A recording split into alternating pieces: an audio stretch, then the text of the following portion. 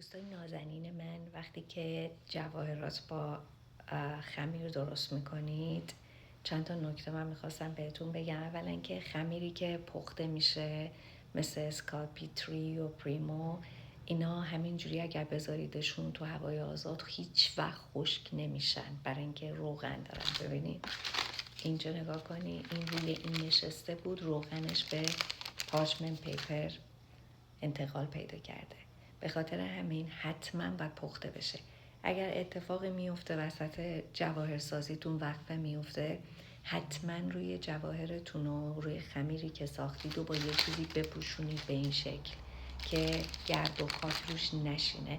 2 روز شما گردنبندتون، گوشوارتون، هر آیتمی که دارین درست میکنین، هر جواهرسازی که میکنین، اگر روش باز باشه برگردی تمام روش گرد و خاک میشینه، بعد نمیتونین دیگه پاکش بکنین، چون انگشت بهش بزن جای انگشت میمونه و کارتون خراب میشه. پس همیشه کاور بکنین. بهترین چسبی هم که میتونید استفاده بکنین گوریلا ژل هستش که کامل این استیمنا، این پرچمای گل که فلزیه رو من با اون میچسبونم. بعد یه سری گلای دیگه هم اینجا دارم که حالا دیزاین من هنوز تمام نشده، فعلا اینو ساختم. یه چیزی تو این مایه ها باید بشه. همیشه سعی بکنید اضافه برگ، گل، هر چیزی رو درست بکنید، چون بعضی وقتی ما میذاریم تو آون بیرون میاریم یه تعدادیش میشکنه، یه تعدادیش درست در نمیاد. به خاطر همین همیشه باید اکسترا داشته باشید. اینو من درست کردم. حالا میخوام یه سری قسمتش رو گلای کوچیک‌تر بذارم، پر کنم، یه قسمتایی رو خالی بکنم، بعد میذاریم تو اوون.